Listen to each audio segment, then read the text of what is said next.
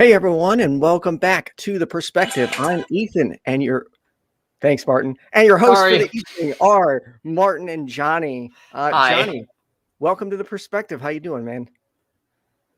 You're muted. Nice. I love the cowboy hat, by the way. Right? It is classic Johnny Angel. Now that I've unmuted, everything is going to go downhill as far as my contribution is concerned. Uh-oh. But thank you for having me on. That's what that's what I was saying. I hope you don't expect me to make it any better. I do. Oh, I can usually count on you. You know, I normally say let's have you give an intro, but we got a bunch of callers already waiting. So I'm thinking we should jump right into it. For those that don't know, this is a show where we tackle paranormal and supernatural claims, belief in aliens, conspiracy theories, and pretty much any political claim you want to call in with, and we apply a skeptic's lens to it. If you'd like to talk to us, give us a call at 951-364-2430. I'm going to hop off. Martin, you want to bring up the first caller? I would love to. I'm actually going to have Mr. Crew Cat here do it. All right. All right. Let's go ahead and start talking to Melissa in California. Melissa, I hear you have a claim about a house in New Mexico. Just as an aside, I actually lived in New Mexico for 8 years. So I won't say I'm familiar with your house, of course, but very familiar with the state and all the superstitious beliefs that originated there. So what do you want to talk about tonight? Well, mine is not just a belief, it is an actual experience. Awesome. And yes, I went through it. I've got photos to back that up. I've got photos to back everything up. And if you send, hey Melissa, real quick, if you send those photos to Ethan, he can put them on screen. I mean, don't do it now in the middle of the conversation, but if you want to do it by the end of the show, we can look at them. Yeah, I want to see that. Absolutely. Excellent. We had a cousin who was living with us at the time. Whatever this was went after not only him, but me as well. We had everything, disembodied voices, conversations, footsteps, screams, disembodied crying. We had skinwalkers and shapeshifters and chupacabras. We had Bigfoot and you had Bigfoot was in your house? Inside and outside, on the property and in the building. Okay, so wait, so you're telling us what happened, and that's great, but I'm more curious about how it happened. So where was this house? Was it rural? Was it urban? It was rural. It was up in the mountains. Can you name the city? Outside of, it was El Rito, New Mexico, outside of Taos. Okay. I've been through there. I've been near there. This place no longer belongs to us. But anyway, we experienced everything, and we could not get any help with the place. Eventually, we ended up running for our lives because things became so dangerous that we could no longer live there. So what help did you? Hey, Melissa. Sorry, I definitely want to hear the full story, but you're kind of dropping little bits for us and then moving on, and I want to get into the little bits. That's what I'm here for. So what kind of? You said you sought help but couldn't find any. What kind of help did you seek? Priests, witches, clergy of all kinds. Wait, so hold on. So Bigfoot was in your house and you did not call the police? You didn't call cops? No. Bigfoot was on the property. No. I would have called the police if I were you in that situation. Can you explain to us why the police? Can you explain to us why the police wouldn't have helped in that situation? We tried everything. But you didn't call the cops. But you didn't try calling the cops though. You just said that you never called the cops. So if there's a mysterious being on your property, hold on, if there's a mysterious being on your lawn and it's bigger than you, I would call the police. That is, I mean, in my mind, that is the first thing I would do is be like, okay, I don't know what this is. I don't know what it's capable of, but I want somebody here with a firearm right now. That's what I would do. But if you're calling a priest for Bigfoot, that's fascinating. Okay, guys. Whoa, yoo-hoo. I, at the time, had firearms of my own, but I never felt threatened by Bigfoot. In fact, I felt protected, not threatened. Did you communicate with Bigfoot at all? Yeah, I want to know how you felt protected by Bigfoot. Did Bigfoot speak to you? in a way, in a manner of speaking, yeah. I mean, I can communicate with these beings, and I felt absolutely no threat from it. I love Bigfoot. I think they're great beings. Okay, let's back up. Let's back up. Hold on a sec. Let's back up. You say you can communicate. I don't remember exactly the words you said. Of a kind. How did you communicate with Bigfoot? They're telepathic, honestly. From my perspective, though, that's just my perspective. I don't know about anybody else. That's just me. Okay. Did you hear words, or did you get feelings from Bigfoot when this Bigfoot was communicating with you? Feelings. Yeah, feelings that translate into words. How close were you to? Sorry, Martin.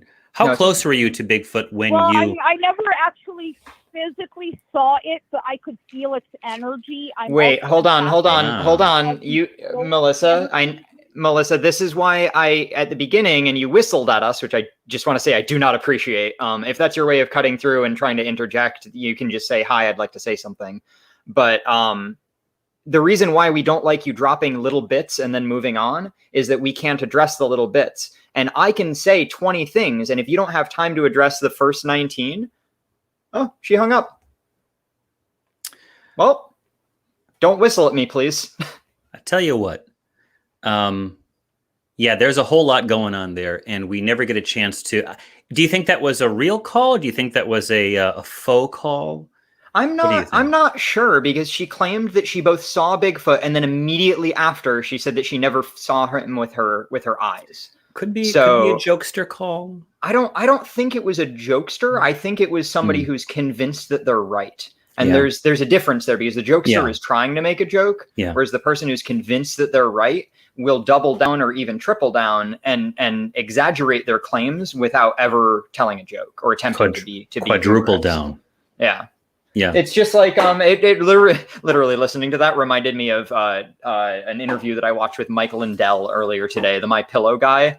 Oh, God. Yeah. Where first he had 10 cybersecurity experts, and then it was 15, and now it's 20, and now he's got a whole army of cybersecurity experts, and yet none of them ever appear on camera for some reason. Strange. I thought that they would be happy to share the results. Right. Can I say that it is a real pleasure to be on here with you, Johnny, Mr. Robert. This is an honor, Mr. Robert. Oh, wow. Mr. Robert. Because it's been a while. It's been a spell since we've shared the small screen with each other. It's a spotlight of sorts. It's a spotlight. It is. It is. Yeah, I've been a busy guy lately. Lot going on. Some updates coming soon, but yeah, we'll talk about that in a little bit, maybe. Go ahead. No, I was gonna say there's so much to that call. It's too bad she hung up, but I was just like, please don't whistle at me. Like, I don't know why that just really bothers me. People whistle at dogs, not other people. And I was thinking that was like that was a dog's, but yeah, she said, hey. Who knows?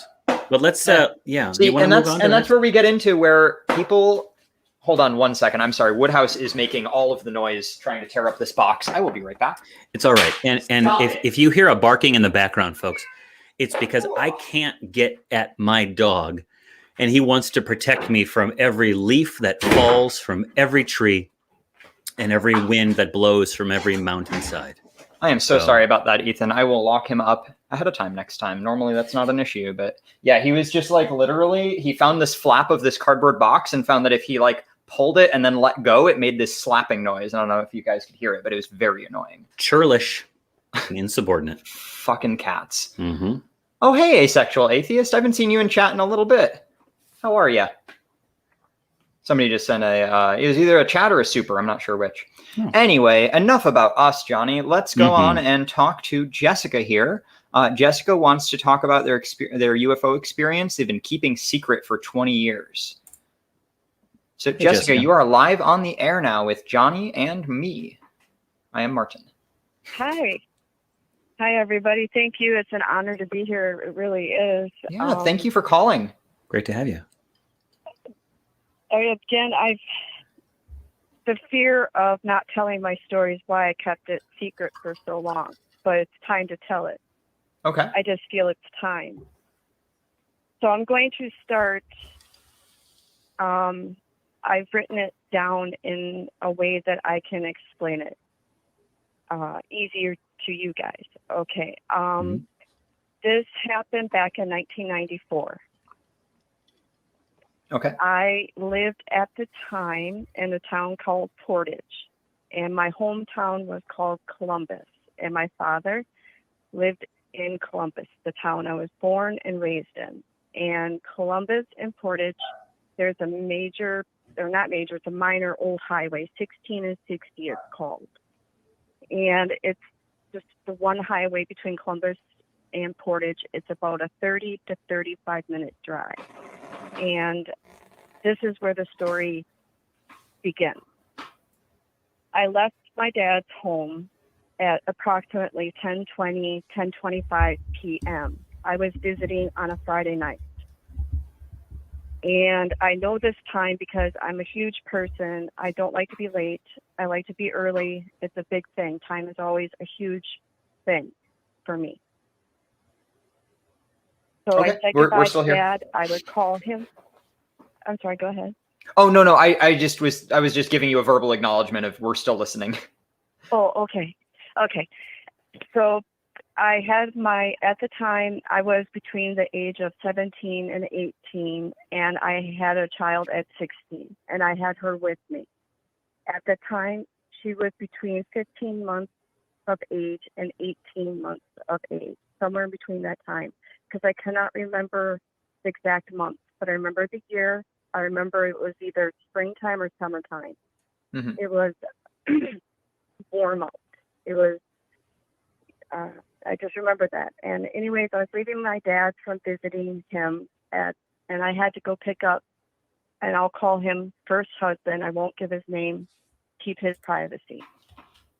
First husband, I went to go pick up at his job, and we lived in Portage. And I knew that it would take 30 to 35 minutes to drive there. So I left my dad's about 10:20, 10:25 to get to his job by 11 o'clock when he got done. So I load up my daughter, say goodbye to my dad, told him I'd call him when I got home. Get on the road. I did not stop at a gas station. I did not stop at a friend's house.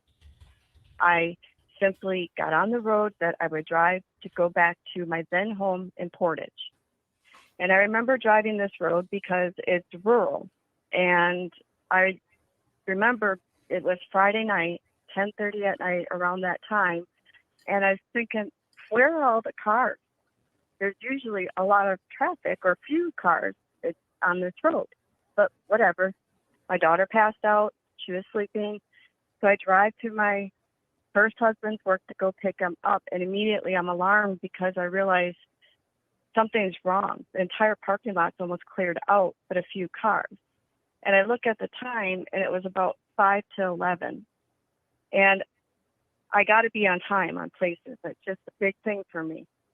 So Okay. I figure, okay, I'll park and wait and see if he comes out.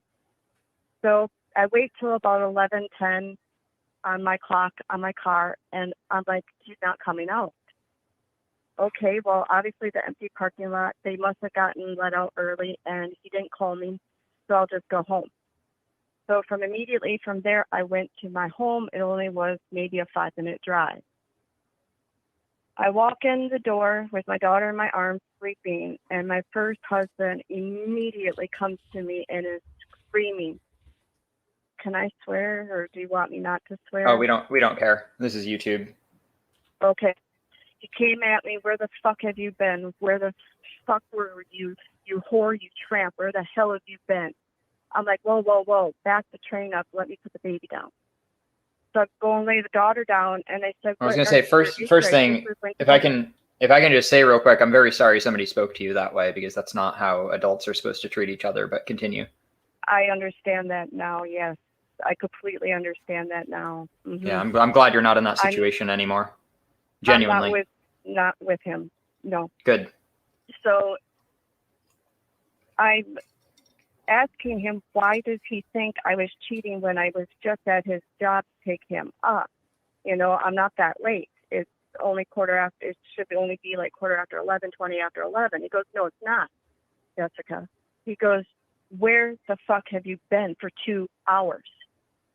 I said, what do you mean 2 hours? He goes, it's after 1 o'clock in the morning. He goes, I get picked up at 11. Where the fuck have you been for the last 2 hours? Hey, Jessica, Jessica, you're doing a great job telling this story, but I have so many burning questions, and I'd like to ask one of them. Yeah. So you normally picked up your husband, and in this situation, in this night, you did not. How did your husband get home? He got a ride home from a friend at work because he realized I wasn't showing up, so he got a ride from somebody that was still around. Gotcha. No, that makes sense. I was just curious. Yep.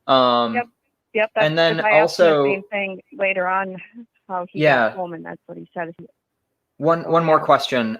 So you said that you had a clock in your car, and you told us what time you remember it saying. Did you have any other clocks or watches on your person? On my person at the time, no. It was just a car clock, and I know it was accurate because, again, I'm a time person. I like to be on time ahead of time. I mean, I would never assume that. Hold on. Actually, I would never assume that technology is accurate. If you drive for 50 minutes, you may drive for 50 minutes, but if your clock is running an hour fast, that doesn't tell you what time it is. It just tells you that you drove for 50 minutes. Clocks will always count minutes accurately, but they will not always tell you what time it is accurately. And so what I was getting at there is it possible the car clock was off? Good point. Because I've had that happen. Not at that time.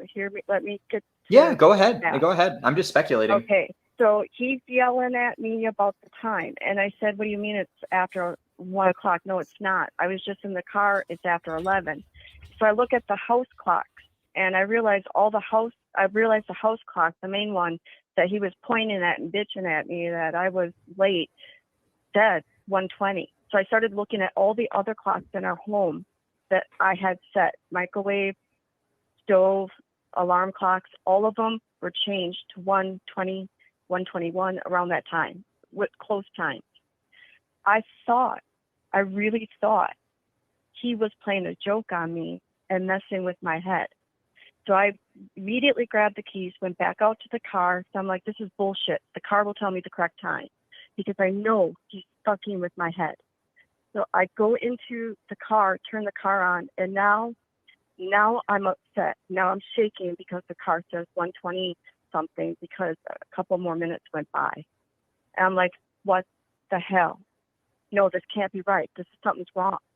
Okay. So I immediately go in, and he's trying to verbally still attack me, and I'm like, shut the fuck up. I got to figure this out. I call my dad, and he goes, Jessica, what's wrong? Where have you been? Hey, Jessica, I'm so sorry. In the interest of time, can you get to the UFO part, please? Okay. Why Thank you. think I was abducted is because I'm missing 2 hours of time. You don't think that could happen to somebody without being abducted? What else would it be? If I wasn't, my daughter I have no idea. in the car. I have absolutely no idea what else it could be, but I have no idea why it would be an abduction. Jessica, why wasn't it time travel? Yeah, why wasn't it time travel? Why didn't you just take a nap? What if you had amnesia? And we're not being flippant here. Yeah. How did you rule these things out, and how did you rule in an abduction? Is what we're getting at. So, did you see or hear anything relating to a UFO? No, but I noticed that there were no other cars on the road, which made me think when I think back to it, that's the only odd thing that sticks out in my mind. There were no other vehicles. Jessica, I mean, isn't it possible that you were it was far later than you thought it was, and that's why there were no cars on the road? And that I'm very correct on my time. Right, but I know. Hey, Jessica, it sounds like the paradigm, Jessica, no, we're not talking about time travel. We're asking, how do you know that you didn't time travel? If you do know that you were abducted by aliens, but don't have any memory of it. And that's the big question. I don't know. So, hey, Jessica, so the paradigm that we have set up here is either A, you were wrong about what time it is, which is something that humans can do. Nope. Or B, no, hold on. I didn't say it's something that you did. I said it's something that humans can do. Can humans be wrong about what time it is and be late? Humans, not you. Humans. They can, right? Well, yes. Obviously, yes. Okay. Yeah. So the paradigm that we have set up here is either 1, you are wrong, or 2, you were abducted by aliens. Is that how I'm understanding it? Yes. Okay. So what evidence do you have to convince us that you were abducted by aliens? Because right now the logician in me is saying, wow, I think she was wrong about what time it is. And I'm sorry to say that you're wrong. I don't know you, but if you're telling me this is something that happened in 1994, I don't trust. Okay, Jessica, I don't trust my own memory about what time it was when I was sitting at my desk last week. How can we trust anybody else's memory about 1994? When you have something traumatic shake you, absolutely, you don't forget certain things. Hey, right. I hear you. But when you have something traumatic, Jessica, if I might say something for a second here, Jessica, when you also have something traumatic happen, sometimes you have a false memory of how it went down because the trauma is screwing with your memory, right? I have 2 other my dad and I had talked to a friend about this incident. Did you talk to anybody? Well, hold on. This happened. No, those aren't Jessica. Unfortunately, those are not witnesses if they were not in the car with you. The only witness to this would have been your 15 to 18-month-old daughter at the time. Right. Daughter, child? I don't remember. And again, we're not trying to be dismissive. We're not trying to just throw out random ideas. But what it sounds like to me is you just picked your favorite conclusion. It does sound like that, Jessica. I one time woke up. Well, did you believe in aliens before this happened? I didn't think of them one way or the other. To be honest, I didn't really believe they existed or didn't believe they existed. So 1990. Let's talk about 1995. Let's talk about 1995. Did you think it was a UFO experience in 1995? I've thought it every day since then. Okay. Got it. I'm just trying to track down the timeline here because you're the one who's lived the life and we're the ones who are just hearing about it right now. Okay. Let me ask though, Jessica, how did you not rule out hypnotism, being put under a spell, time travel, that you just blacked out and woke up? How did you rule out like a Men in Black kind of a situation where they erased your memory? How did you rule out all of those? And I'm not trying to tease you. I'm just saying these are other options. These are things, and that's why this is the only theory I had was UFO abduction. That's why I'm trying to find the answers to the question. Where was I? Where was my car? Where was my daughter? If it's aliens, I give a shit less if they want to take me and test me. Take me. I'm pissed because my daughter was in the car and I couldn't protect her. Yeah, Jessica, protect her from what? Protect her from what? Jessica, what I think happened? We're skipping over a lot of stuff right now. And what we're doing is you don't have an explanation. And so in 1995, it was 1994, 1995. 94. I went on my first date around that time. 8 dates ages me. And I went to go see, go, you know what yourself, Martin. I was out and it was my first date, my first real date. Okay. And we went to go see Fire in the Sky. So this was like 1994 around that time. I was scared out of my flipping mind about the alien abduction that took place in there and what was portrayed in that movie. So I remember being afraid of aliens for a while as a teenager. But then as I got older, I realized that there's a whole lot of other stuff that aliens would have that is better to do than to kidnap a 16-year-old kid to what? To ask me about Earth, to take me to their leader. It just doesn't make sense. I'm not that special. However, I have not had an experience that I can't explain, and you have. And I would like to think that if I had lost time or experienced some phenomenon, I would say, well, gee, I don't know what that is. I don't think at this point, at the ripe old age of however old I am, that I would jump to aliens or wizards or time travel or anything like that. And I ask you, and Martin has asked you a few times now, why aliens? What evidence do you have, independent of your experience, that aliens from other worlds have come down to Earth And I feel. well, hold on. You feel it. Feeling I'm not wrong. Okay, I'm I've had sorry, feelings too, and I've been wrong many times. Yeah. Hey, Jessica, can you go ahead? Go ahead. No, it's okay. No, you go. We started at the same time. There's just a delay. It's your turn. I'm kind of. I've always been around paranormal things. Okay, but that's not why I called. I got haunting stories I could talk all day long about. Okay, I've got things like that I could talk about. I could care less about those stories.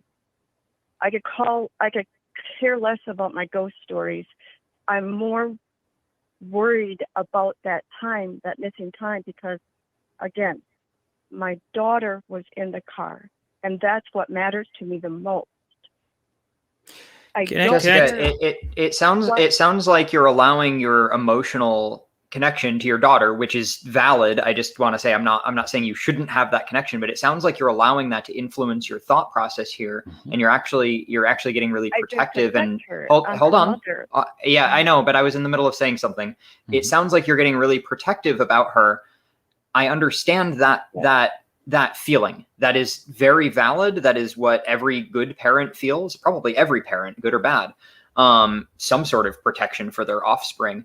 But we're not questioning whether or not you care about your daughter. So you don't have to keep telling us that you were there to protect her. Like, I understand. I really genuinely do. And this must be terrifying for you to talk about, considering that in your mind, your daughter was at risk in this story. So to revisit that, I understand why that's hard to talk about. But what we're asking is, I'm sorry to say this, but remove. Hold on, I'm almost done. Remove your daughter from the equation, and then explain to us. Like, please do not mention your daughter in your explanation, because you've mentioned her every time you've explained it. Explain to us how you know it's UFOs without mentioning your daughter or protection. I would have to say, I have to go by my gut feeling. See, and that's unfortunate, because, but my gut always tells me that I'm not wrong. And guess how often I'm wrong? Right. I go walking at night, and I see shapes and I hear things. I see shadow people all the time. And there's oftentimes, most of the time, nothing there. My gut tells me that there's something there. But to talk about something else that this reminds me of, I remember being in high school once. It was around that time of my first date, perhaps a little earlier. And I'm from the north. I come from the land of the ice and snow. And there is very little sunlight sometimes in that part of the country in the wintertime. And I had been up having a good time over the weekend because I just kept my own hours. And I woke up. I was convinced, my gut told me that I was late for school. So I got up, I got showered, I got changed. I put my school books in my bag. Okay. And I was not late for school. Okay. It was the middle of the night. It was not late. And I was like, damn it. Because none of it was like nothing lined up, but I was convinced in my heart's heart that I was late for school and I was going to be in trouble. And so a loss of time can happen. Not to suggest that was the explanation for yours, but what evidence do you have that aliens didn't abduct me? And that's unfair for the burden, but like, I just lost track of time. Why didn't you just lose track of time? Don't tell me because you're very punctual. Everyone makes mistakes. Are you saying you don't make mistakes? Of course not. Okay. So I make mistakes. I'm human. And maybe the reason I'm not trying to put a reason on why you were late. No one was on the highway. Your husband wasn't at his work. You guys want my story, and I'm telling you. No, we want your story, Jessica. We do. On my time. Right, but we want to, Jessica, deviate from my path. We want to understand your story. We don't just want to hear it. Because I could tell you a story, but if I don't explain it in a way that you can understand it, then that's useless. And I'm not saying that what you're doing is useless. That's the whole reason we're asking questions, is to bridge the gap between what you're saying and what your actual experience is, because I mean, it sounds like it was something that occurred over Jessica, it sounds like it's something that occurred over the course of hours, and we only have we've only been talking for about 20 minutes. So obviously there's a summarization that's happening here, and that's why we're asking questions. We're not asking questions to try to invalidate you. Right. I mean, do I believe that you were abducted by UFOs? No, I don't. But do I believe you're lying? No, I do not believe you're lying right now at all. I think you're telling the truth, and that's absolutely. But that you had an experience, but not that the explanation. I have nothing to gain by lying to you guys. No, I know, and that's why I really want to clarify that the reason why we're asking questions is so we can bridge the gap between your story and your actual experience. Because the actual experience, I mean, if I was to sit down and tell you everything I did yesterday, in theory, it would take about 18 hours because that's how long I was awake yesterday. Right. But when we tell stories, we don't recount every detail. Humans we aren't wired for that. And I do want to talk a little bit real quick about confirmation bias. And I'm not saying that's what's happening in your story, but that is something that humans are prone to, where if we go into a situation thinking that A is true, if we see something that indicates that A might be true, we're going to be like, yeah, see, I knew it. A is true. Even if there's something right around the corner that completely invalidates it. Mm-hmm. And what humans do is they hold on to the parts that make them feel right, and they let go of the parts that make them feel wrong. And that's why we have this show, is to help explore those concepts, basically. I mean, if you listen to the first call that we had, if you listen to the first call that we had with Melissa, and I don't want to trash talk another caller, but her details were seriously lacking, whereas yours are not. And that's why we're taking you a lot more seriously than that caller, because, you know, it was Bigfoot in the house, was Bigfoot not in the house, was Bigfoot in the lawn, did she even see Bigfoot? Chupacabras, the story switched every 5 seconds. Let me add, your story is consistent. I know my times are correct. Well, let me say this. My time frame is correct. Let me say this. Yeah. You've been carrying for 20 some years now the trauma of an experience that you can't explain, and you have steered it toward a fear of, did I let my daughter? It sounds like you were in were you in, and I don't want to put you on the spot here, but were you in an emotionally challenging relationship with husband number one? Yeah. He sounded like a jerk. Was he a jerk? Yes. Did he yell at you a lot? Yes. He had, I left husband number one because while we had our daughter at a young age, I was 16, he was 18. Yep. We got married. Right. And while we were married, 3 months after we were married, I found out my best friend was pregnant. I broke up with him, went back to him. We moved to Portage, tried to pick up our pieces of our relationship. I guess, Jessica, before we go into that whole history, for a second time, and that's when I left. Jessica, I guess that's not what I'm not asking for a complete timeline, and I do please apologize for cutting you off here. But what I'm trying to get at is not what you did when you did it. I get that, or I don't need to know that. It's important, but I don't need to know that to answer my question. My question is, was your ex-husband, number one, was he sounds like he was emotionally abusive. Was he physically abusive? Yes or no? No. Okay. But he was emotionally abusive? Yes or no? Yes. Okay. Yes.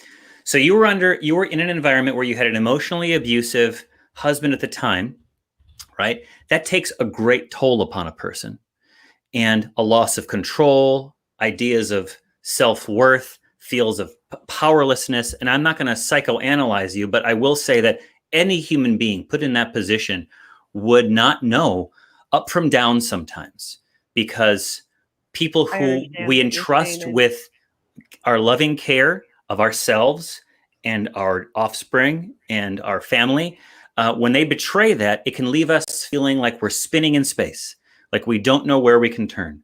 And maybe, just maybe, as a part of that, you experienced a very traumatic psychological phenomenon and a loss of time. And in an attempt to grab onto, and again, I could be completely wrong about this, in an attempt to grab onto some understanding, some handle. We were actually okay with each other at that moment. Well, then not we that. weren't fighting at that moment. So that's why I'm going to say, no, I wasn't emotionally upset. We were fine at that time. I accepted that there was another baby, that we were going to work on our marriage. Okay, so the answer is no to that. We weren't fighting at the time. The answer to that is no. And you know what? Fine. No. But you did leave. And instead of, like, there are some things I don't understand. Like, I don't know if there are aliens, for example. I'd sure like to know. Why.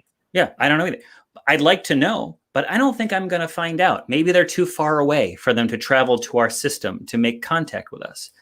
But the time to believe something, we've heard this so many times, the time to believe a claim is, and tell me if I'm wrong, when there is sufficient evidence to support that claim. Would you agree with that? Yes, I don't know how I provide the evidence. And it's okay to say, yeah, I don't know how you could either. There. It's okay to say, I don't know what the fuck happened. And that's what I'm calling about. I don't know, and that's what haunted me is I don't know where I was for those 2 hours. Yeah. All I know is I was in the car. Mm-hmm. I drove straight to his work to pick him up. Yeah. And I was going straight home after that. Yeah. And I walked in the door, and I'm being screamed at that I was being accused of doing things I didn't. Right. And it all revolved around time, missing time. I know by looking at the miles on the car, because I checked it over. I looked at the miles on the car. I looked at the gas gauge. When I could calm down, when I realized after freaking out that I lost 2 fucking hours of my life, and I don't know where, to what, to whom, I don't know. Yeah, maybe you'll never find out. I don't know. Maybe you'll never find out. And I will never find out. I will never find out. Yeah. I guess I just was curious if anybody else has a similar story. I don't know. I don't know what happened, but it's always bothered me. Yeah, and it would bother me. Everybody in my life, I mean, I can't explain because I saw the time go from the car being 11, whatever, 20 something. Yeah. And then literally coming back out 10 minutes later and it's saying 2 hours different. I'm like, what the fuck? Sure. But sometimes our perception is inaccurate. Or I've talked in the past about being on autopilot. It may be, and I'm not saying this is the case. It may be that before you left the house, you fell asleep. Okay?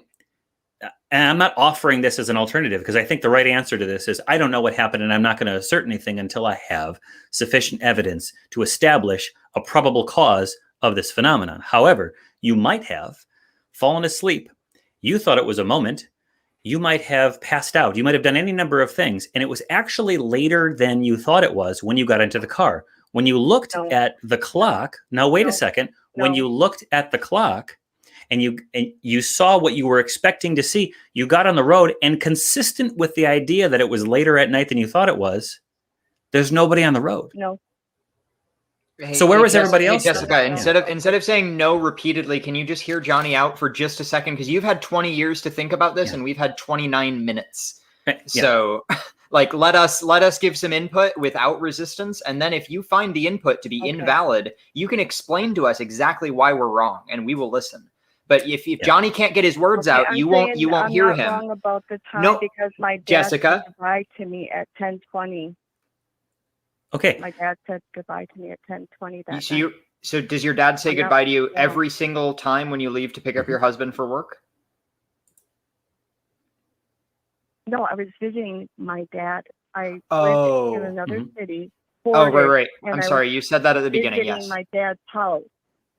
And my dad was 30 minutes away. And I was driving back from my dad's house to my home that I was living at, which was also where my husband worked in the same city, Portage, where I was on my way back because I had to get back to pick him up because I had the car that night. I think we had usually too he many took the facts, so we car. got kind of lost in the story there. Yeah, we definitely got lost in the story there. I think, Jessica, I get it. You lost track of 2 hours, and that's all you can say. Yeah. The fact that there were no cars on the don't- road sounds consistent with it was later than you think it was. Right. And the you fact have that no nobody, yeah. Oh, sorry. I was just going to say real quick. Also, the fact that your husband's work parking lot was empty would be consistent with it being 1 a.m. and not 11 at night. Like at 1 a.m, is the parking lot normally that empty? How? Well, I would imagine it would be emptier with it being third shift. Jessica, if A, B, and C are all indicating the same thing, why are you clinging to D, which is I don't know what happened to 2 hours? Yeah. Jessica, because I can't believe that if I fell asleep like you all said I did, then my car would be crashed and my daughter and I'd be. Oh, no. We're not saying you fell asleep while you were driving. We're saying maybe you fell asleep and left later than you did. Like, yeah. How many times a week? Okay, I hear you, Jessica. I hear you saying no, and I appreciate that. But when you tell me that aliens came and abducted you, but you don't remember seeing or hearing them, I say no in my head. I'm just not saying it out loud because I don't want to be rude and interrupt you. So what we're getting at is basically if there's zero evidence for anything that you saw, heard, or physically felt in regard to aliens abducting you, it really just sounds like conjecture of you saying, I don't know what happened, therefore this happened. And anybody can say that about anything, and that doesn't make it true. Right. Jessica, I'm going to propose it was the doctor from Doctor Who. He took you, he traveled you into the future, and then erased your memory. Now, we were taking this seriously. No, I'm just saying this. I'm not joking, but I'm saying this. That is my assertion right now for purposes of this conversation, Jessica. Is there possible time travel? Okay. I mean, that's what I'm getting at. I don't know if it's aliens or time travel. See, before you say aliens abducted you, we need evidence of aliens. Yeah. And and the aliens abducting you can be the evidence, but you don't even remember seeing or hearing or anything. And again, if you're driving and the road's empty and you get to the parking lot and the parking lot's empty, that means that it's later than you thought it was, unless the aliens abducted all those people too. Jessica, I mean, that's the other scenario I could think. Jessica, I've got nothing else. I think you should make a list of all of the actual evidence that you have. Okay. Right. I think we spend a lot of time on this. Let's make a list of all of the evidence that you have supporting aliens specifically. And then when you've made a list of all of the explanations, the evidence for aliens, I want you to go with time traveling near immortals. I want you to go through hypnotic Bigfoots, the Men in Black, and I want you to find all of the evidence for any of those things. And maybe you don't find any good evidence for any of that. And maybe the answer is just, I don't know, I was wrong about the time, or I blacked out, or something like that. But make a list. Hey, Jessica. Yeah. Jessica, can I ask you something completely detached from this? Like, I want you to put aliens out of your mind. Can you tell me about a time when you've been wrong? Time when I've been wrong? Yeah. Okay. I'm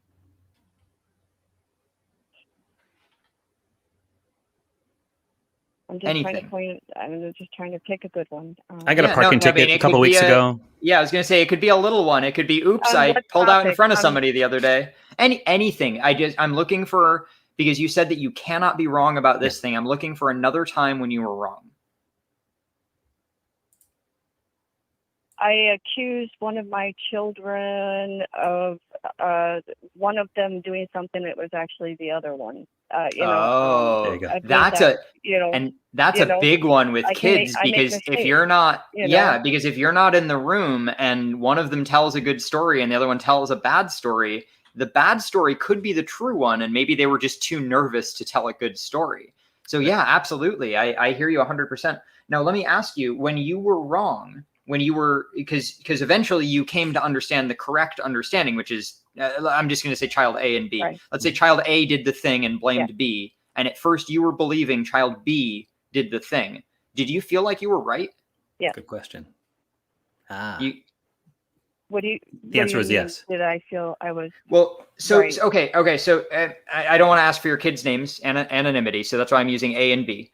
So if child A did the thing, and then child A blamed B, and you said at first you were wrong, meaning that you believed child A that B was guilty, whereas A was actually guilty. Did you feel, when you believed B was wrongfully guilty, did you feel like you were right at any point?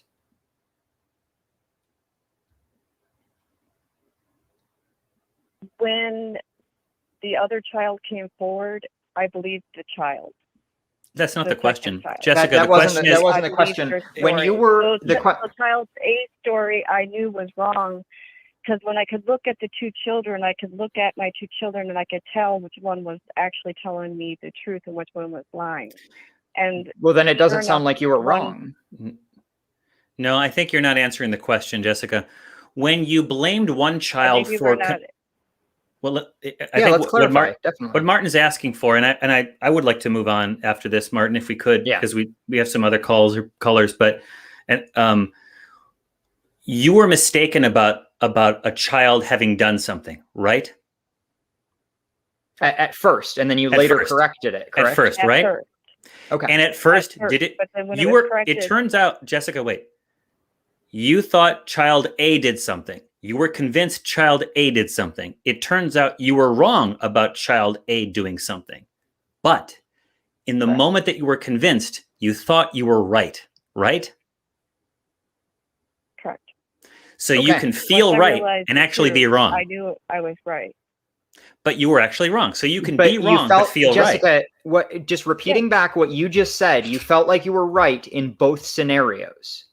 Before you were right, and then when you were actually right.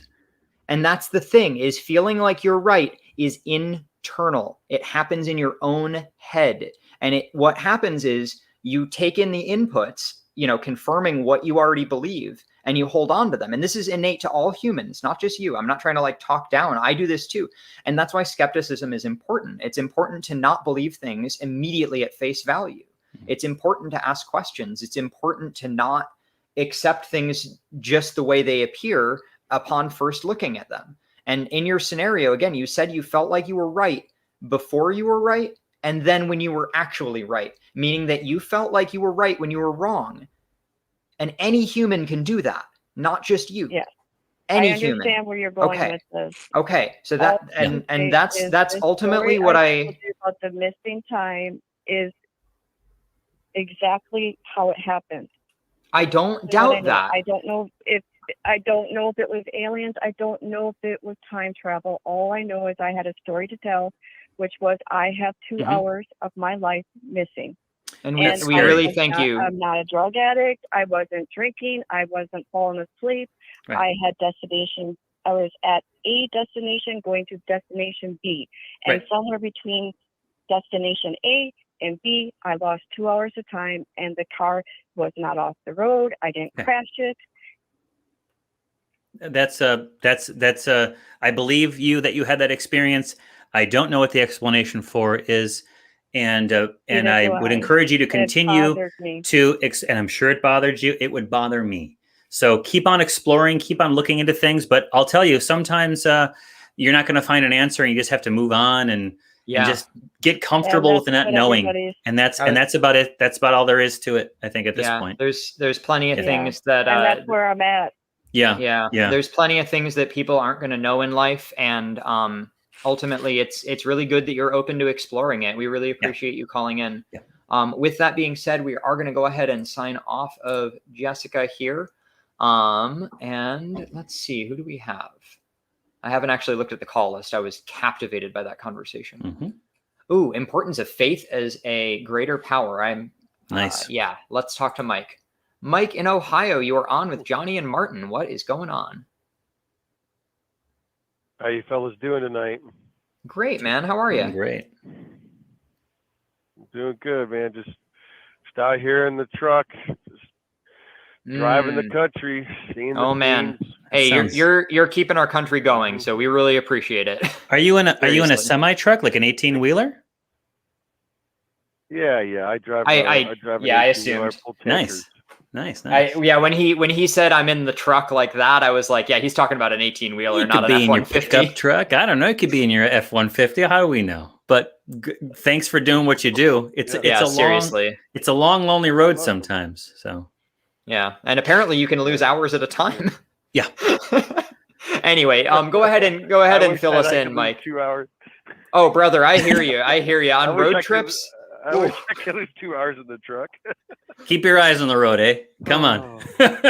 Oh, I'm so sorry, Mike. Actually, I am neglecting my host duties. Mike, nothing personal against you. I'm muting you for about 30 seconds while we burn through the super chats. I was supposed to do that before we picked up your call, and I forgot. So real quick, I'm going to read these out loud, and then we're going to get right back to Mike. Mike, please don't go anywhere. You're still on. You're just muted. Heath donated $5 or gave $5, I guess, and said, "Oh, I have incontrovertible evidence for aliens. I got it from my sister's cousin's aunt's roommate. I will drop it off at oh no, a character limit." Thanks, Keith. Ameet Mathew, $10. Thank you for that. Says excellently handled, Martin and Johnny. I don't know if I would say excellent for me, but Mr. Johnny here. Oh, I guess I'm solo. All right. Any more super chats, Ethan? Nope. All right. It's just me. And I'm going to bring Mike in now because I'm not going to just talk for the rest of the show. Mike, we lost my co-host. Oh, here he is. He's back now. Sorry, Jessica. I just lost 2 hours of time. Oh, God. Oh, no. I accidentally was trying to do something and I clicked on it. Yeah. No please worries. Continue. That was a bad joke. Sorry for that segue there, Mike. We just had to read those super chats. But anyway, go ahead and introduce your topic, please. I've been in contact with Ethan just through Messenger, and he asked me if I would want to call in and talk about the importance of faith, why it's important to me. So here I am. Hey, as a former man of faith, I would love to discuss it. Okay. One thing that I would like, if there's a question. If you have a question that you want to ask me, I've got one. Feel free to ask it. Can I ask the question? Please ask. Mike. Yes. All right. I got plenty of friends that are people who have faith in spiritual stuff. So when I say this, I ain't trying to take you down or nothing. All right. Okay. Is there anything you couldn't believe was true and use "I have faith that it's true" as your excuse?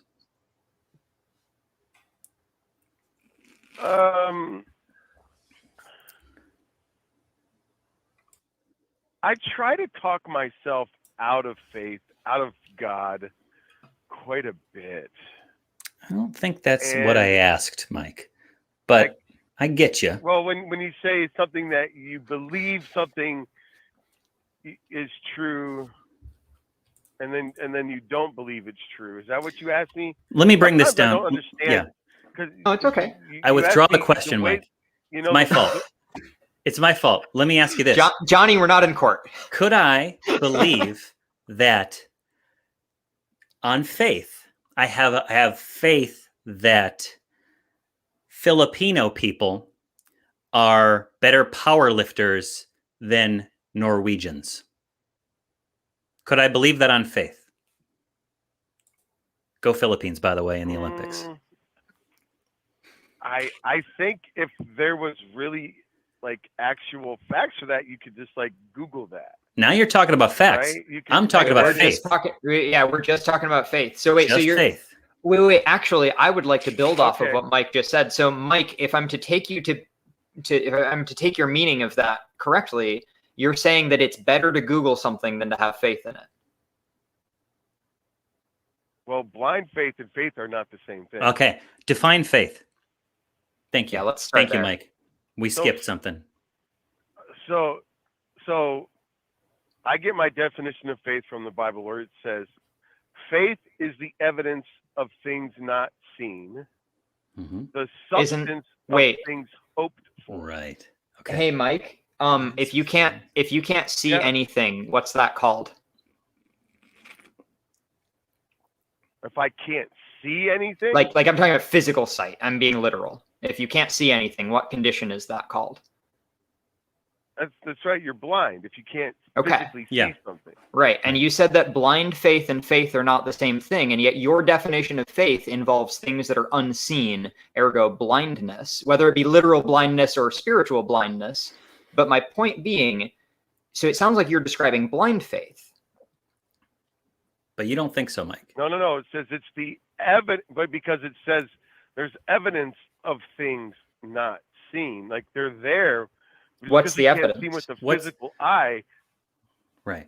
Good point. What is the evidence? The wind. The wind? You can see the effects of the wind, but you cannot see the wind. Can you see the wind?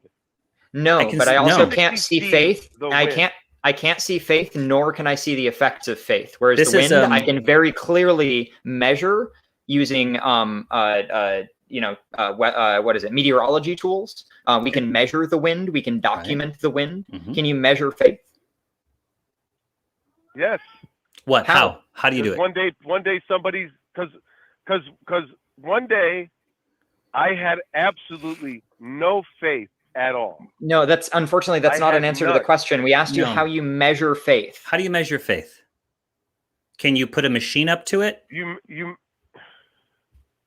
So like you have no faith, so you can't measure it.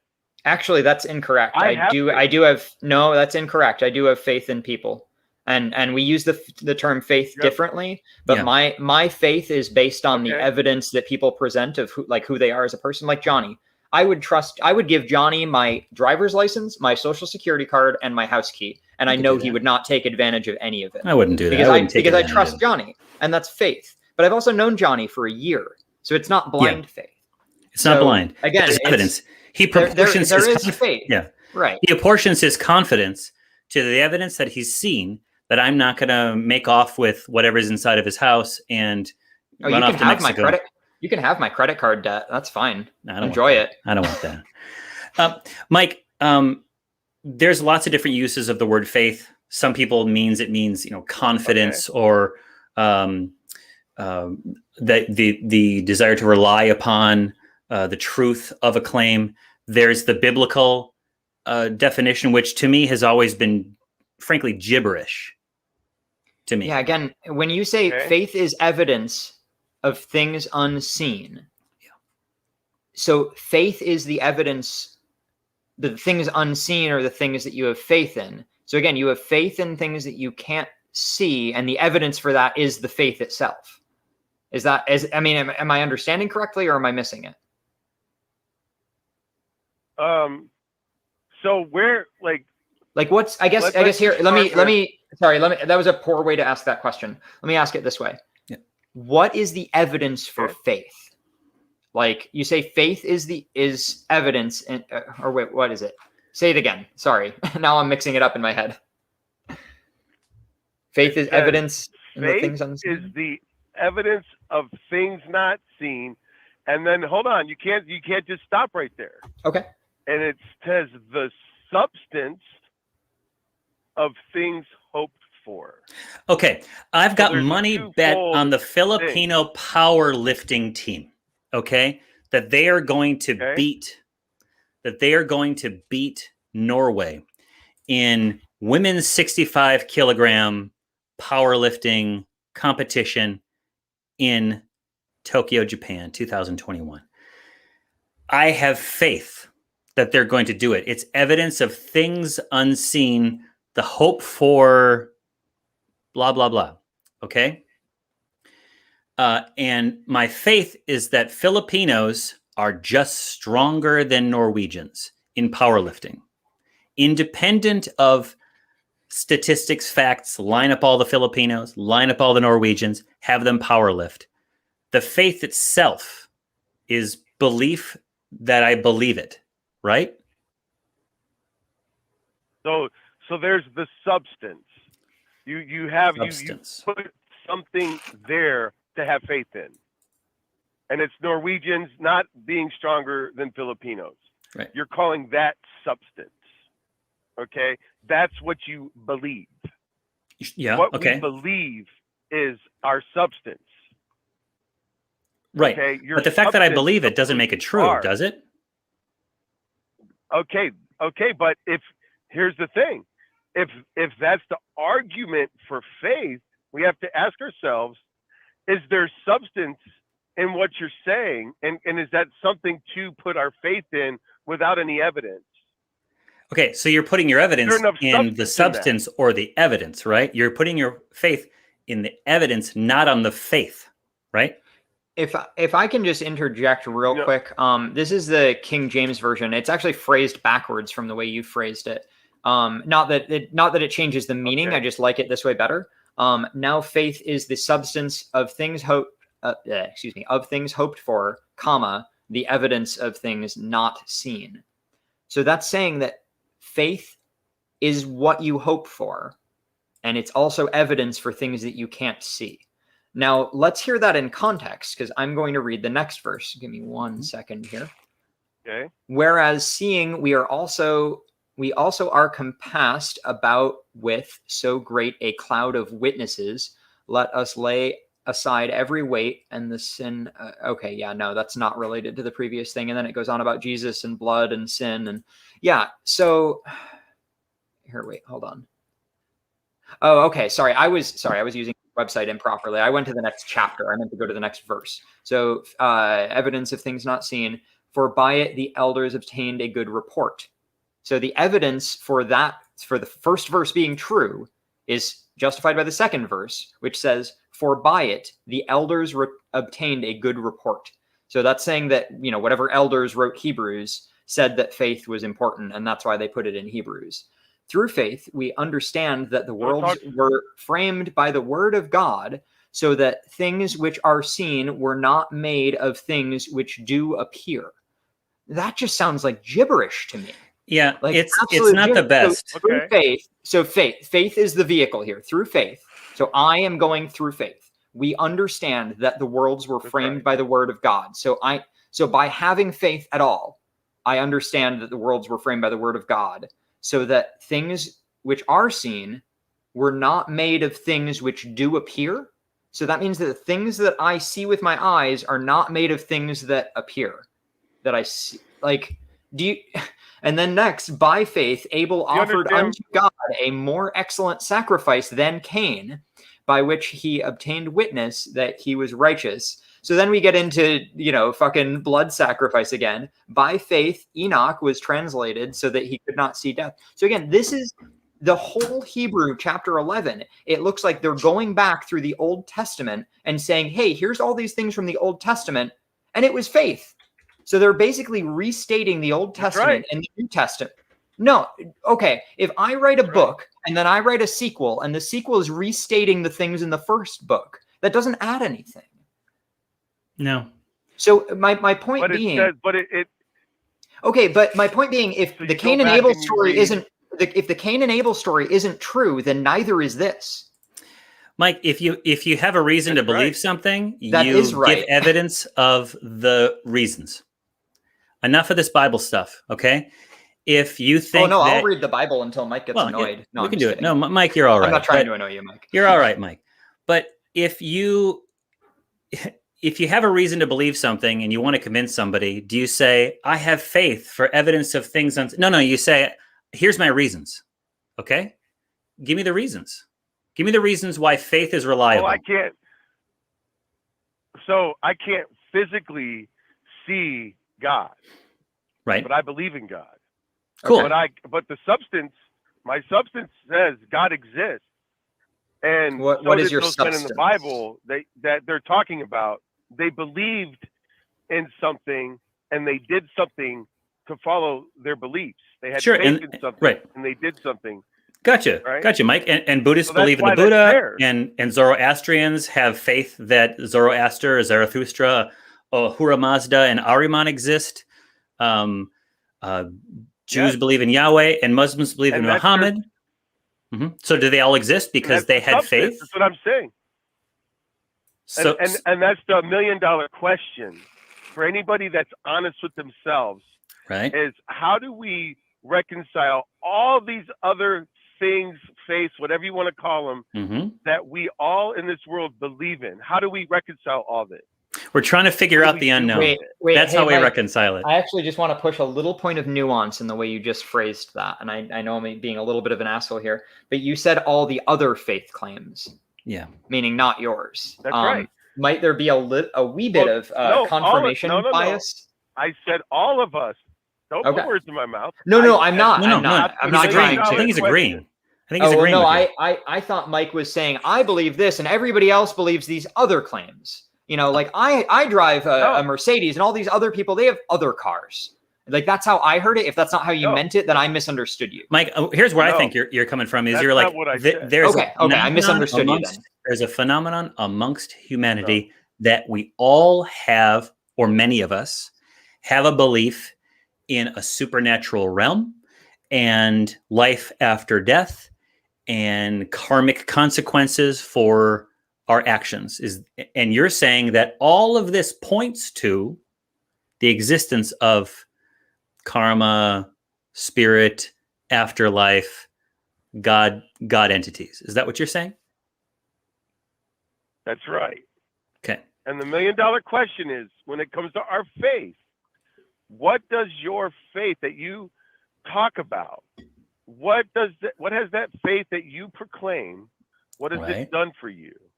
No, that's not the $1 million question.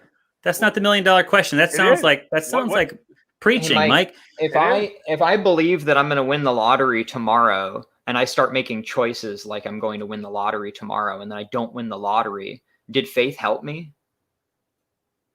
That's not faith. How is it not That's faith? Presumption. Okay, what's the difference? Because if it's faith, what is the difference between faith and presumption? Well, you could presume that you're going to win the lottery all day long, and I'm going to win this. I'm going to win. What if I have faith? What if I ticket and then you don't? Right, but what if I pray to Buddha? Okay, not a great example. What if I pray to my God? You know, I'm not saying your God. I'm just making up my own hypothetical religion here. Mm-hmm. What if I pray to my God and I'm like, all right, like, I mean, here's the thing. Have you ever prayed for something and then, you know, prayed on it for like a while and then it happened? Of course. Okay. Mm-hmm. Did you dedicate any of your own actions? That don't happen too. Right. Did you? Okay. Well, that's a great case for prayer being a 50-50 indicator. Okay. Yeah. But did you take any actions to make the thing happen, or did it just happen all by itself? I think that it says faith without works is dead. What about works without faith? The Bible too. What about works without faith? What if I'm trying to improve my chin-up reps and I pray about it and I do chin-up exercises twice a week for 8 weeks? Which do you think was the effective action that caused me to do more reps of chin-ups? Was it praying about it or was it the chin-ups? Well, it just depends on, like, let's say you didn't have the strength, like you got in a car wreck or something, you got hurt and your arm didn't work and you couldn't do them for a while. So perseverance then? You pray, God, you pray and say, God, can you help me with my strength there? Can you give me my strength back? I'm glad you mentioned that. Well, why don't you do it yourself? What about the people who have lost limbs and they pray for God to grow them back? What about them? That's happened. It's happened. That's happened. Fascinating. I would love. Happened. Can you cite? Cool. Can you cite a time, a medical case, any time that somebody has regrown a limb because of prayer? I would love to look into that further. Okay. What's the guy's name? Oh my gosh, I hate that I forget names. Right. He travels around Africa. He's alive today, and he has a supernatural ministry, and it happens. I will think of his name. Get his name. To me. Just and which limb did he regrow? Because I guarantee I can find him on Google if you tell me whether it's an arm or a leg. Mm-hmm. No. He prays for people and they regrow their limbs. So a lot of kids that are dying of childhood cancer or have deformities that will cause them pain for the rest of their lives. There is people who support family members and they get sick and they're unable to support those family members. There are a lot of tragedies out there that don't get answered and people pray all day long. But the only thing that we've seen that actually works is people getting their asses out there to try to at least make the best of what they can with the world that we live in. And you're telling me there's a dude that goes back and forth across Africa who prays for people, specific people, and they grow back limbs. And you can't remember his name? That person should be the president of the world, praying for everybody, growing back all the limbs, curing all of the cancer and other diseases of children. Exactly. Why is that person not like teaching classes at Harvard and, you know, Harvard, like the medical school? It's big prosthetic. It's big prosthetic, Yeah. Martin. They're blocking the prayers. And also, if we've been capable of regrowing limbs, why can't you think of anybody outside of our current era who's done it? Has it only happened with that one guy, or like? I mean, Mike, sorry. I guess maybe that's not a fair question. You didn't call about regrowing limbs. That was our No, thing. but we went in that direction. Mike, I believe Mike, I believe that you believe that. You seem like a nice guy. You got a nice tone of voice. But I'm going to call bullshit on whatever guy is walking around growing limbs back through the power of prayer. And if you've got evidence that there's someone doing that, please send me a link to, and it's Johnny P at atheist-community.org. Send it to me, okay? And if there's evidence of it, I will be shook up. And if there isn't evidence of it, it's going on the nonprofits. And we're going to talk about how this motherfucker out in Africa is probably taking people's money so they can grow back limbs. And he's a charlatan and they ought to lock him up. If I can interject real quick. Also, please message those things to Ethan so we can address them on this show. But yeah, we would love to, on the show that Johnny and I do outside of the YFNA network, the nonprofits, we would love to do a deep dive on an African minister, or really any minister from any place, who can heal lost limbs, because that would be fascinating if we could find any documentation, photos, videos, blog posts, anything that we can parse, that we can get into, that we can tear apart and see if it's true. Because if it is true, that's fucking important.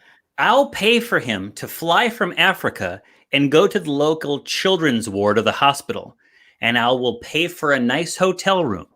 And I will give him food and snacks, and I'll buy him a cat or whatever he wants, so that he goes and cures all the childhood cancer of all those little fucking kids out there dying of cancer, dying of burns, dying of having deformities or short lifespans and suffering and misery. Or he can just hang out bouncing back and forth and cure miscellaneous people of alleged grown back limbs. I'll do it. You find him, bring him to me. If you can prove that he's doing that, I'll do it. That'll be my life's mission. Yeah, honestly. This is Johnny Moneybags over here. I mean, I don't have a lot of money. I'll spend all my money on this guy. I'm just kidding. Yeah. Mike, I don't think it exists. I'm listening. He might be. I'm following you. I'm busting your balls a little bit, Mike. But to be true, but no, if this guy's real, I want to know about it, and I want to make it my life's mission to make sure that the little kids get their cancer cured or their limbs grown back. Well, it's just like if God is real, if faith is valid, we want to know about it. That's why we're having these conversations. It's just that through my life, I've found that people use faith to confirm what they already believe, whatever they already believe. I've never seen somebody change their mind through faith. I guess I'll put it that way. And when by change your mind, I mean in a drastic way, not like I prayed on it and I came to a different conclusion, because that's perfectly reasonable. People do that through meditation as well. But I've never seen like faith truly like change somebody's mind like that. Usually the thought is already there, and then the faith is what people use to kind of justify what they think is the right thing to do. Because that's when I was raised, I was told if I didn't have faith in things, they wouldn't happen. I mean, that's what plenty of children are told. I would argue millions and millions of Christian children in America are told that you need to have faith in these things. That doesn't go away when you become an adult. That stays in there. And so this yearning for faith, this need to have blind trust in something, it's actually really unhealthy. And I'm not saying you're unhealthy, Mike. This isn't a personal judgment on you, but blind trust is unhealthy. It's not good to trust something as meaningful as your entire existence without exploring it. And Mike, so we really appreciate you calling. I'm actually going to wrap and move on to the next call. All right. We're getting low on time here, but Mike, I just want to thank you again for calling in. You've been a great caller to talk to. I want to invite you to call back. I'm going to be hosting again next week. I want to say with Cynthia or Brian, somebody fun will be on, and then me. Take care of yourself. Thanks for calling in, and keep exploring, keep asking those questions. Talk Mike, to as I don't want as your many atheists as you can. Yeah, Mike, I don't want your driving to be based upon evidence of things unseen. I want you to keep your eyes on the road, okay? Please stay safe. Stay safe.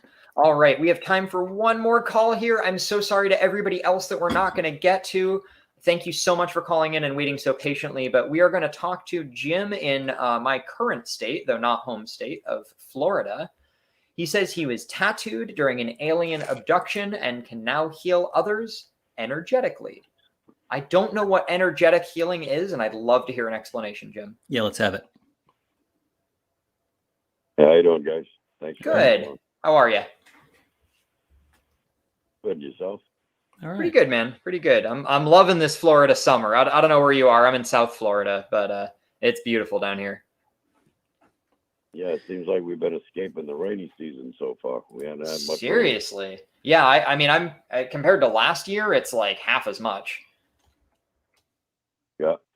Yeah, well, I relocated from Massachusetts in 2019, and we had a lot of rain that first season I got down here. Oh yeah, that was rough. July, beginning of August. Yeah. Was that Andrew? I think that was Andrew that year. So you've got the ability to heal people. Does you have to be? I want to hear about this because I got some problems, Mike. I need healing, and I'm pretty close to you. At least we're in the same state. So if you can sell me on this, I will definitely pay for your services. Well, I don't. First of all, let me explain that I don't charge a dime. I never. Good. Have. That's even better. Years now. I don't charge anything. I don't advertise. Okay. I think I also just want to say real quick. I think I called you Mike, and I think I just called you Mike, and I'm so sorry about that. It does say Jim on your call. I was just thinking about the last guy. If I can add real quick, I think nobody should charge profit for medical services. So Jim here is leading the way for the rest of the country. I agree with that 100%. That's why. Absolutely, brother. Jim, give me an example of an ailment that you have cured, right? That you believe you have cured. Okay, well, I can validate this through others that have experienced this with me. Friend of mine, John Casey, he lives in Indiana. At the time, my abduction, that happened in Massachusetts. Like I just said, that I relocated down here to Florida in 2019. I'm retired now, but right. He was in Indiana. I was in Massachusetts, and he had colon rectal cancer. Okay. And he had a tumor on his colon that was 2 inches long, 2.5 inches long, and 2 inches wide, something like that. But anyway, we started doing sessions over the internet. We did maybe 3 sessions a week, maybe an hour and a half a session.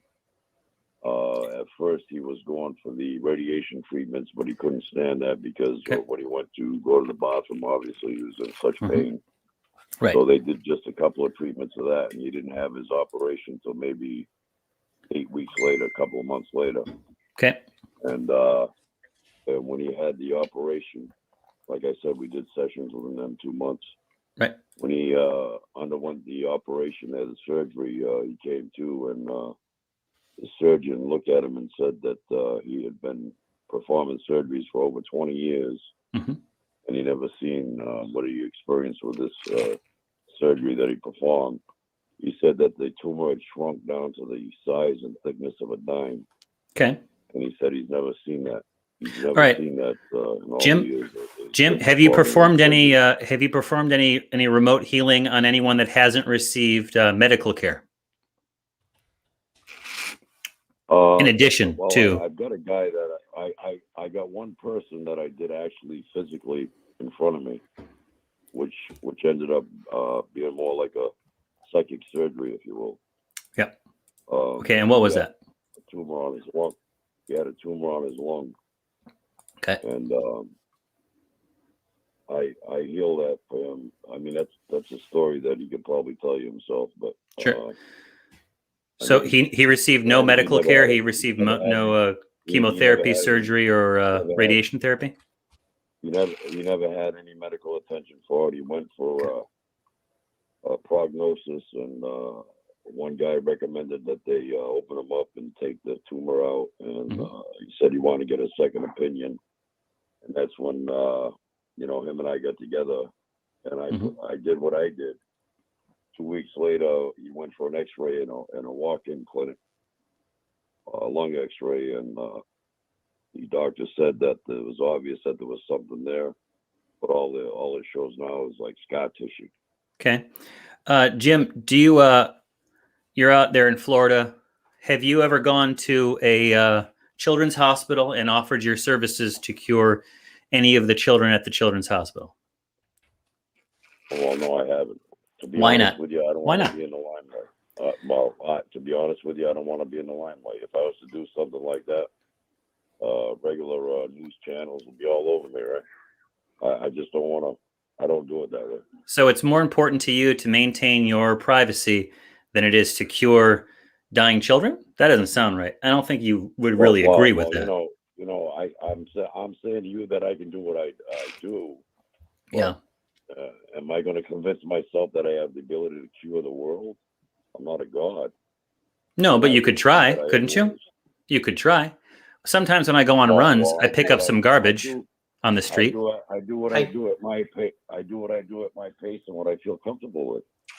Would you want to take on more than you could chew? So let me ask you, when you're providing the faith healing, what happens exactly? Like, can you describe the process? You said you can do it remotely. Do you say words? Do you? Okay. What I do is, first of all, I'm not a religious fellow. Okay. Okay. I believe that everything is possible through a universal energy. Okay, that makes all things possible. I don't know what that is. This energy that I use.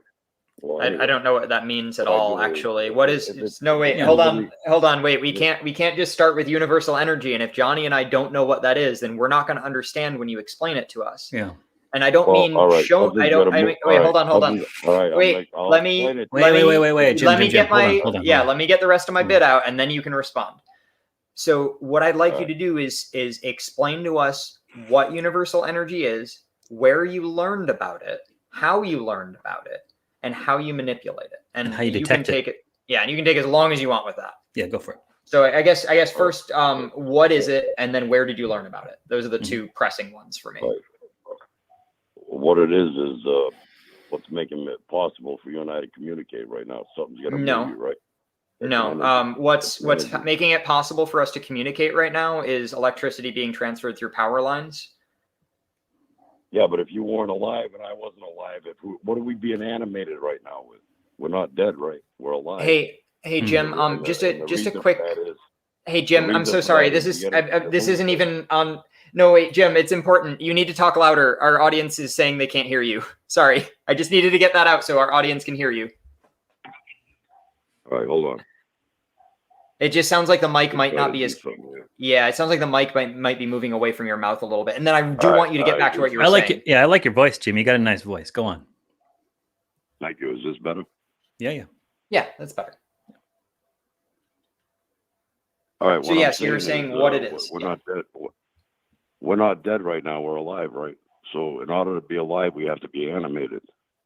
In order to be animated, it has to be with some kind of force or energy, right? Actually, no. In order to be alive, we do not have to be animated. A person can be in a vegetative state and be alive, and I would not call that person animated if they're unable to do anything. Well, yeah, but now you're getting into consciousness and the brain and mind control and all that. Well, no. I'm not getting into any of that. I'm saying you said that if Jim, what's keeping your heart beating? You made the claim that if you're alive, Jim, you made the claim that if you're alive, then you are also animated. And I was just pointing out that there are people who qualify as alive who do not qualify as animated. Yeah, well, if they're consciously not aware, they're still alive, right? Their heart's beating. How do you know if they're conscious or not? If they're not able to control their muscles, you could never know. They could be conscious the entire time. What's keeping the heart pumping? What do you mean? Electrical signals from the brain. Yeah, electrical signals from the brain. I mean, I'm sure they're on an IV drip, and yes, if they stop the IV and possibly a ventilator or anything like that. Again, we're talking about a hypothetical person here, so sure, you can shoot holes in it.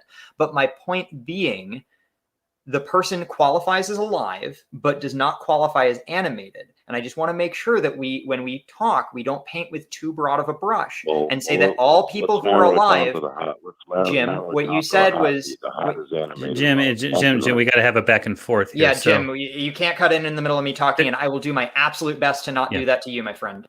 But what I was getting at is it just sounds like we're using really, really broad language. And what I'd like to do is talk about what we're specifically talking about, because I bet there's 5 other people in the world who have a similar claim to yours, but very different evidence. So I want to hear your evidence for how you manipulate this universal energy. So you said that we have energy and that's how we're talking. Is that my understanding? Like we're a part of this universal energy? Well, there's a difference between life and death, right? In other words, you have to have some energy to move. That's like asking if there's a difference between A and B. Of course, there's a difference between life and death. The energy is because we eat things, and I mean, we take in a little bit of sunlight too. We don't photosynthesize, of course, but sunlight does help mammals. But yeah, we take in nutrients from our environment, and our body synthesizes them. And then we continue to be alive. It's true for the snails in my patio, the same as it is for my cat right next to me, the same as it is for me. Real quick, how do you define energy? Okay, you were talking about brain signals, electrical brain signals, right? So what is electric? It's energy, right? Is it a form of, yes, it is a form of energy. What is the definition of energy? The definition. You're not letting me finish now. Sorry, go ahead. If somebody has a heart attack, their heart stops beating, right? They use a defibrillator, a form of external energy to what? Rekindle the internal energy. Right. Okay, so the electrical impulses. When you go to the hospital and they put you on a monitor to monitor your heart, how do you think they can get them measurements?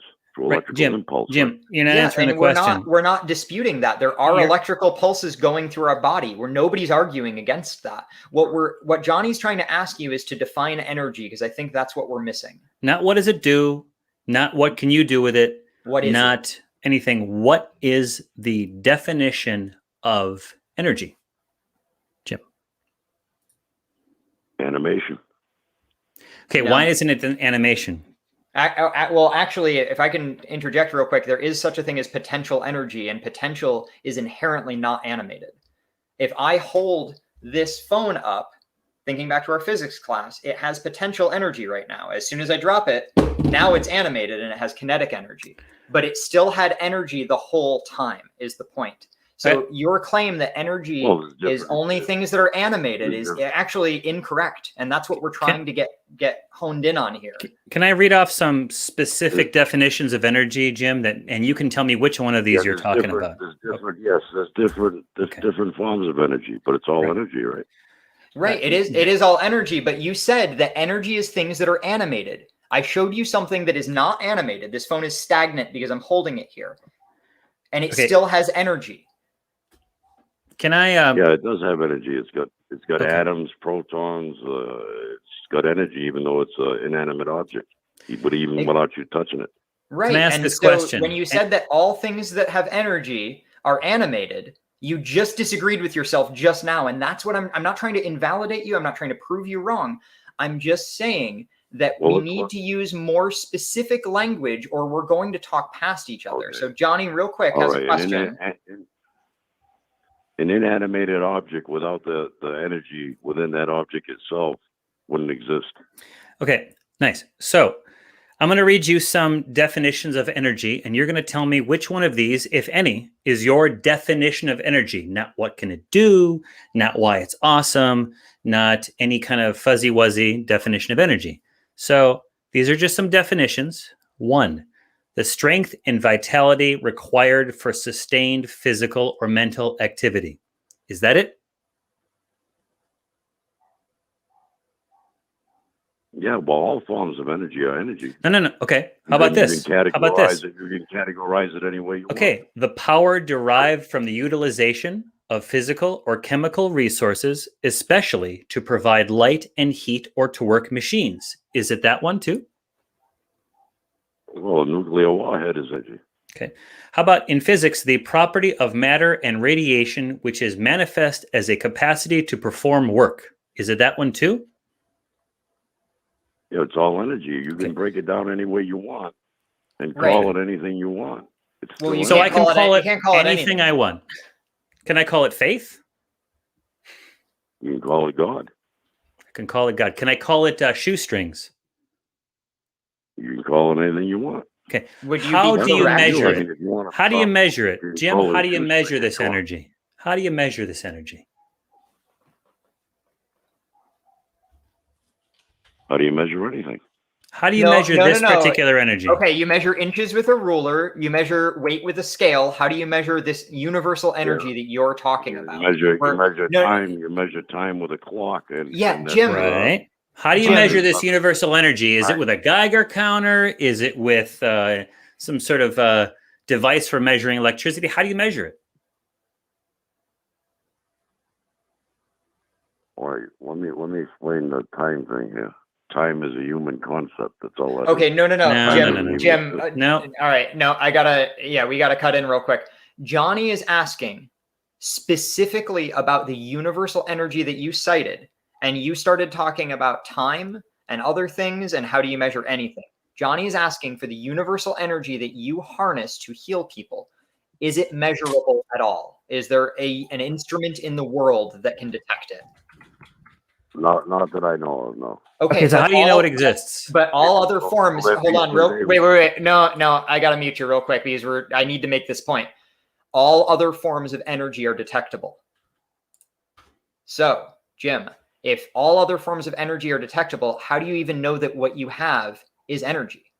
How do you know it's not just a feeling? Well, maybe I could feel something that nobody else does. Everybody feels something that nobody else does. We all have our own internal feelings. What's important is making sure that those feelings correspond to reality. And so if you're saying that you remote met with people but don't have any medical training and you healed their tumors, great. I hope you heal more people. Keep doing that. However, I also hope you go talk to an actual doctor and show them what you're doing, because this is fucking important. Yep. This could change so many people's lives. And I'm not trying to call you selfish. I understand that you don't want the limelight, and you've stated that. You're not looking to be a messiah figure. But I think it's very selfish to keep this to yourself and only call into a YouTube show that has about 50 live viewers, if we're lucky, to talk about it. I think you should be writing fucking, Nobel Prize winning papers on this, my friend. You need to get somebody who you can heal and get them x-rayed before and after the healing. And then you need to go post those x-rays somewhere. Like, otherwise, this is all just story time. And I'm all for story time, Jim. I love a good story. But unless there's some documentation, we're just talking about like energy and stuff. And Martin, here, let me suggest this, Jim. Get in your car, drive up to the children's hospital. And I'm not suggesting that you should stalk children's hospitals. Get in the parking lot, pay for a couple of hours, go there, send your energy over to those children. Okay? Don't stop until all of those children are cured of their maladies. You can do it from your car. Just do that. No one has to know you're doing it. But you'll know that there are children out there that are not sick anymore. And then as soon as that hospital's empty, and it's all over the news, go to another children's hospital and do the same thing. And then when you run out of children who are sick, I could try that, but I don't know if I'm capable of doing mass healing like that. Go one room at a time. Just focus on one. Yeah. One at a time. One at a time. Here's a question real quick, Jim, because we do actually have to wrap the show in a little bit here, but I'm super curious. I don't want to not ask this question. Oh God, and we didn't even talk about the alien abduction part of this call. I'm just rereading the notes now. Call back, sir. Jim, I really want you to call back next week if you're able to. I will be hosting again with somebody else. Probably somebody better than me as a host, like Johnny, but not anybody as amazing as Johnny, because Johnny is in a league of his own. Oh, you do go on. I do. But yeah, my question real quick for you, Jim, before we part ways, did you ever heal anything that wasn't cancer or a tumor or anything like that, like any conditions? Because I have IBS. I've done migraine headaches, stuff like that, toothaches, stuff like that. Okay. Gotcha. I have people I can validate it, but I've got an IT band problem. Like I said, I do this privately, so I don't, I'm not up there trying to claim I'm God or anything like that. No, and we appreciate that. If you were claiming you were God, we need a lot more evidence. That being said, though, unfortunately, I think the evidence that we've heard so far, and we didn't even get to the tattooed alien abduction part. I'm so mad about that.